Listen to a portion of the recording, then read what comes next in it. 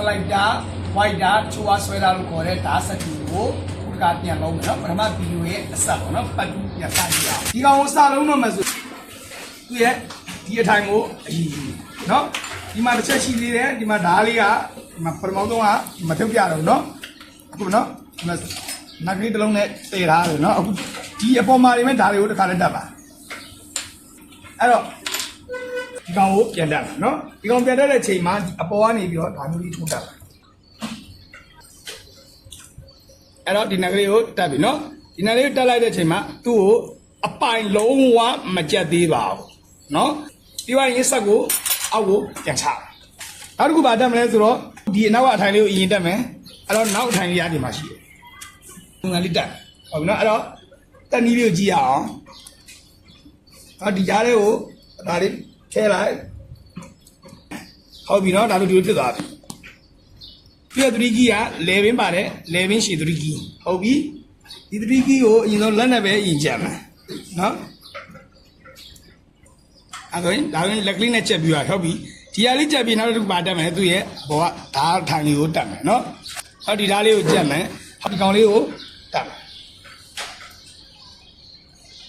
နော်အဲဒီလိုင်းကြားလေးထဲမှာဒီတက်ကလေးအရှိနေရမယ်ပြီးသွားရင်သူ3 key နေရရအောင်သူအပေါက်ကလေးကိုဆွဲလှည့်ပြီးလိုက်အဲ့ဒါဒီလိုဖြစ်ပါမယ်ပြီးသွားရင်နောက်တော့သူ့ကို3 key လေးတစ်လုံးထပ်တက်မယ်ဒီမှာ3 key လေးနော်ဒီ3 key လေးကိုဒီမှာတက်မယ်ဟုတ်ပြီနော်ပိုင်ကြလားโอเคပြည့်တဲ့စင်ပါလာမလဲဆိုတော့အတ်တက်မယ်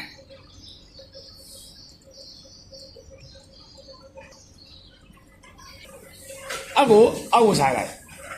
ဒီကိုကြည့်အောင်နော်ဒီလိုဆိုဘာဖြစ်နေလဲဒါတော့တစ်ချမ်းကတ်နေတယ်ဒီဘက်ဆိုရင်ရောဒါပဲတစ်ချမ်းကတ်နေတယ် तू ကအဲ့လိုမျိုးကတ်နေလို့မရဘူးဒီခြိတိုင်းဝင်းရဲ့အလဲတဲ့မှာရှိနေရမှာနော်အရှိအနောက်ဘေးပဲညာအားလုံးရဲ့အလဲတဲ့မှာထားပြီးတော့ဒီနက်ကလေးကိုကြက်မှာနော်ဒါပြင်အလဲတဲ့ပါကြီးဆိုရင်ဒီနက်ကလေးကိုကြက်မှာဒါပြင်ခိတ္တရာကြီးဒီဥစ္စာလေးကိုအလဲမှာထားပြီးတော့ခိတ္တရာကြီးခဏကြက်ပြီးသွားပြီနော်အပိုင်မကြက်ကသေးဘူးခိတ္တရာကြီးရှိဘာလို့လဲဆိုတော့ဒီမှာကလှုပ်နေတဲ့အတွက်ရှိရနော်အဲ့တော့နောက်တဲ့သူရဲ့ဒီအပေါ်ပိုင်းကိုပဲပြီးအောင်လုံးမယ်အပေါ်ဓာတ်ကိုတစ်ချက်တက်မယ်အပေါ်ဓာတ်နော်အပေါ်ဓာတ်ကိုသူ့ကိုဒီလိုတက်မယ်အဲ့တော့ဒီစကုနကလေးကိုခက်စီစီလေးကြက်လာအပိုင်လုံးဝမကြက်သေးပါဘူးနော်အခုကစတင်လုံးတာပဲရှိသေးတဲ့အတွက်ကိုနော်စတင်လုံးတာပဲရှိသေးတဲ့အတွက်အပိုးလျှော့တွေကစားကြရှိတယ်အဲ့တော့ဒီအပေါ်ပိုင်းမှာဆိုရင်အပေါ်ပိုင်းကလုံးလို့ပြီးသွားပြီအပေါ်ပိုင်းလုံးလို့ပြီးပြီဆိုရင်အောက်ပိုင်းကိုကြည့်အောင်ဆက်ကိုဆွဲလိုက်မယ်ဆက်ကိုဆွဲလိုက်ပြီးလက်နှစ်ခုရှိမယ်တစ်ခုကအတိုးတစ်ခုကအရှိဟုတ်ပြီနော်အဲ့တော့ဘယ်ဟာကိုရင်တက်မလဲဆိုတော့အတိုးကိုအရင်တက်မယ်ဘယ်လိုတက်မလဲကြည့်အောင်ဒီမှာသူ့ရဲ့အထိုင်ပို့ရှိတယ်ထဲလိုက်ပြီးအတိုးလေးတစ်ခုဒီမှာတက်ပြီဒီလိုလေးတက်မယ်နှစ်ခုတက်မယ်ဟုတ်ပြီနော်အဲ့ဒီနဲ့ကိုဝင်အောင်တက်ပါနော်ဝင်သွားတယ်မှာဒါအရှိဖြစ်သွားပြီနောက်တစ်ခုပါတက်မလဲကြည့်မယ်နော်ခြီထိုးတံပေါ့နော်ခြီထိုးတံကိုတက်မယ်နော်ခြီထိုးတံဘယ်လိုတက်မလဲဆိုတော့ဒီမှာကြည့်အောင်ခုနကဒီမှာလွတ်နေတဲ့အပေါက်ကလေးရှိတယ်အဲ့အပေါက်ကလေးထဲမှာဒီကောင်လေးနဲ့တက်မယ်နော်အဲ့တော့သူ့ရဲ့ဘုန်းနက်ကိုတက်မယ်ဘုန်းနက်ကအရှိကြီးရှိတယ်ဘုန်းနက်ရှိကြီးထိုးတက်မယ်မထိုးတက်လိုက်ဟုတ်ပြီနော်ဒါပိုင်ချက်မယ်ဒါလည်းအပိုင်ချက်မယ်โอเคဒါလည်းအားလုံးအပိုင်ချက်ပြီးသွားပြီဆိုရင်ဒါလည်းအပိုင်ချက်တော့မယ်အတိုးလေးပြရင်နောက်တဲ့ဒီရဲ့စတင်မောင်းတဲ့အရှိကိုစတော်ဘာမောင်းတဲ့အရှိကိုသုံးမယ်နော်စတော်ဘာမောင်းတဲ့အရှိဘယ်လိုသုံးမလဲဝင်းသေးလေးရှိတဲ့ဘက်ရှိမယ်ဝင်းကြီးဘက်ရှိမယ်ဝင်းသေးလေးဘက်ကိုဒီဘက်မှာထားတတ်မယ်နော်ဒီမှာထားတတ်မယ်အဲ့တော့ဒီဘုတ်ကလေးအတွင်းရပဲထည့်မယ်ဟုတ်ပြီဒီမှာနော်ဝင်းသေးလေးတွေဟိုသွားမယ်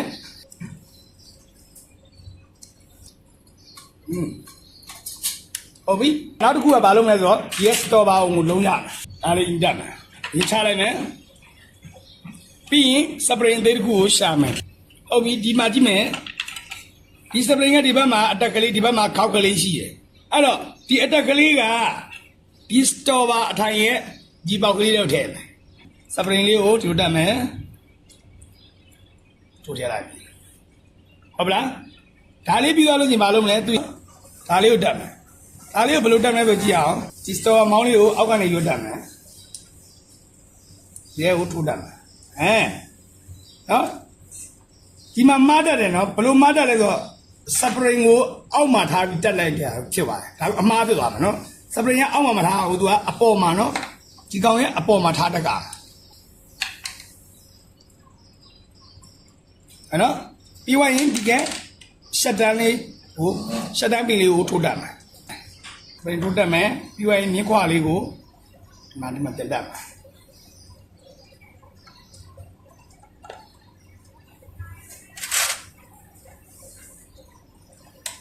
ဟုတ်နော်ဒီကွာလေးတက်ပြီးတဲ့အချိန်မှာစပရင်ကဒီအပေါ်မှာရှိရမယ်နော်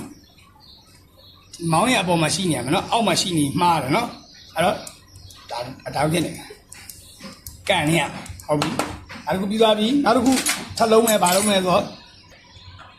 နော်ဒါလေးရှိတယ်ဒါလေးဘယ်လိုတက်မလဲဆိုတော့မကြည့်မယ်နော်ဒီဘက်မှာကနက်ရေးပေါက်တဲ့နက်ရေးပေါက်လေးနှစ်ခုရှိရဲ့အဲ့တော့ညာဘက်ချမ်းမှာထားမယ်နော်ညာဘက်ချမ်းမှာထားမယ်ပြီးသွားလို့ရင်စပရင်တက်မယ်စပရင်ကနှစ်ခုရှိတယ်နော်အမှုလေးရှိရဲ့အဲ့တော့ဒီစပရင်ကိုသုံးမယ်နော်ဒီစပရင်သုံးမယ်ဆိုဘယ်လိုသုံးမလဲကြည့်အောင်နော်အတိုလေးကအပေါ်ဘက်မှာထားပါနော်ပြီးသွားရင်နော်ဒီပိုလေးတဲ့ကိုဒီပင်ထည့်မယ်နော်အဲ့တော့ဒီကိုထည့်မယ်ထည့်တဲ့အချိန်မှာကြည့်နော်ဒါမျိုးဖြစ်နေရမှာနော်အတက်ကလေးရဲ့ဒီဘက်အတွင်းထဲမှာစပရင်ကြောင်းရှိရမယ်အပြင်ကိုထွက်နေလို့မရအောင်နော်အပြင်မှာထွက်နေတော့အမှားဖြစ်သွားမယ်နော်အဲ့ဆိုရင်ဒီလိုဖြစ်နေတဲ့အချိန်မှာဒီမောင်းလေးကိုအသာလေးဖိလိုက်ရင်ဒီကပင်လေးကအပေါ်ကိုထောင်တက်လာတယ်နော်ဒီကြားလေးတွေကိုမြစ်ခွာတက်မယ်နော်အဲ့တော့ဖိလိုက်မယ်နော်ဖိလိုက်တော့ဒီဖြစ်သွားပြီအဲ့တော့မြစ်ခွာဒီမှာတက်မယ်မြစ်ခွာတစ်ချောင်းနော်နော်ဒါပုံပြပြသွားတယ်အဲ့ဒီစတော်ဘာ1လုံးပြီးသွားပြီဘယ်လိုလုံးဝတော့ကြည့်အောင်ဒီမှာနက်အပေါက်နှစ်ခုရှိတယ်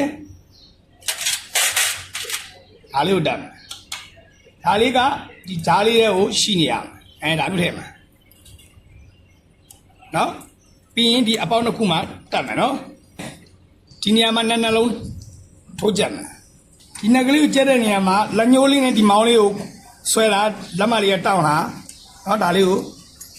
ထည့်ကြနောက်တစ်လုံးထည့်ကြအဲ့တော့ဒီနက်ကလေးတွေကိုခဏအပိုင်မကြက်ဘူးနော်ခက်စီစီပဲကြက်တာမှာနော်နောက်တစ်ခုကနော်ဒီနက်ကဒီ frame မှာရှိမယ်ဒီအပေါက်ကဒီ frame မှာရှိမယ်အဲ့ဒါမျိုးတက်မယ်အဲ့လိုမျိုးတက်မဲ့အချိန်မှာဒီမှာ slide ဘောနေရရှိတယ်ဒီဘောလေးကဒီထဲကိုထည့်ရမယ်အဲ့ဒါနော်နေရာကျသွားပြီဒီမှာ slide ဘောကြီးဝင်သွားပြီဆိုရင်ဒီနှစ်လုံးကိုကြက်မယ်အဲ့တော့ဒီနက်တွေကိုအပိုင်ကြက်မယ်နော်အဲ့ဒီကိုအပိုင်ကြက်မယ်โอเคအဲ့တော့ဒီနှစ်လုံးကြက်ပြီးသွားပြီနောက်တစ်ခုဘာလုပ်မလဲဆိုတော့ဒီမှာကြည့်ရအောင်ဒီမှာဒီ spring ကိုတက်မယ်နော်ဒီ spring တက်ဖို့တော့ဘယ်လိုတက်မလဲဆိုတော့ကြည့်ရအောင်ဒီမှာနော်ဒီအစွလေးတဲ့ကိုဒီအောင်ထည့်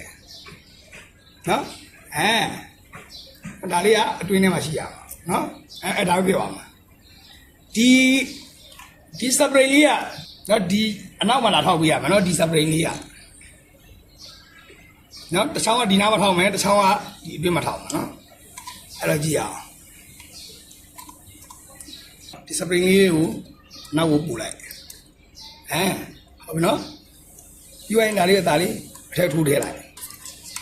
ဝင်သွားပြီဆိုရင်လည်းဒီဆိုလိုနာရဲ့ဒီမောင်းကိုတက်မယ်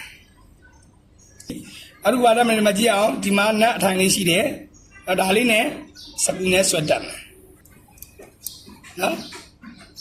ပြီးရင်ဘာတက်မလဲရနေပြီးတော့မောင်းတက်မယ်မောင်းကိုဒီမှာအနောက်ကနေပြီးတော့ထိုးတက်မယ်နော်အနောက်ကနေပြီးထိုးတက်မယ်ဘောထောင်းနေနော်ဘောထောင်းတက်မယ်ပြီးရင်ဝါရှာတက်မယ်ဒီမှာနဲ့တက်မယ်โอเคဟုတ်နော် နောက်တစ်ခုဗမာတက်မယ်လဲဒီမှာဒါကျင်သေးတယ်ဝါရှာတက်မယ်နတ်တက်မယ်ဟုတ်ပြီဒါတွေအားလုံးပြည့်စုံသွားပြီနောက်တစ်ခုဗမာတက်မလဲဒီကမြင်းခွာတက်မယ်နော်မြင်းခွာတက်မယ်မြင်းခွာတက်ပြီးနောက်တစ်ခုဗမာတက်မလဲဒီချက်ကလေးကိုတက်မယ်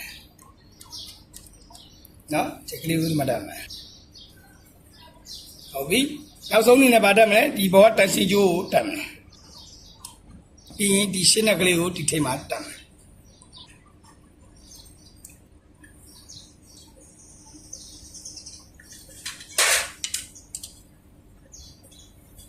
โอเค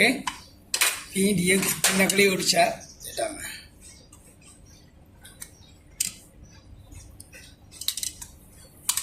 ဟုတ်လားအဲ့လိုပါတက်မလဲဟုတ်တယ်မယ်ဟုတ်ပြီနော်အဲ့ဒါဟိုလည်းတက်ပြီးသွားပြီအောက်ကစတော်ဘာအောင်တွေလည်းအကုန်တက်ပြီးသွားပြီเนาะဒါဆိုရင်စလိုက်ဒါရဲ့เนาะတချို့က white ဒါတချို့ကဆွဲသားလို့ခေါ်တယ်เนาะကန်စတင်ကိုပြန်ပြီးတော့လုံးတက်မယ်အစအဆုံးကိုကာကြီးရဲ့နေအားဆုံးလုံးတက်မယ်လို့ညွှန်လင်းနေเนาะအဲ့တော့နောက်ဗီဒီယိုမှာဒီစလိုက်ဒါ white ဒါခေါ်တချို့ကဆွဲသားလို့လည်းခေါ်တယ်เนาะအမျိုးမျိုးခေါ်ကြတယ်ဒီဒါရဲ့တိုင်မီနီမတ်တက်တွေကိုထပ်ပြီးတော့မျှဝေပြီးမှဖြစ်ပါတယ်เนาะအဲ့တော့ဒီဗီဒီယိုလေးကိုဒီနားမှာပဲအဆုံးသတ်ပေးလိုက်မယ်เนาะ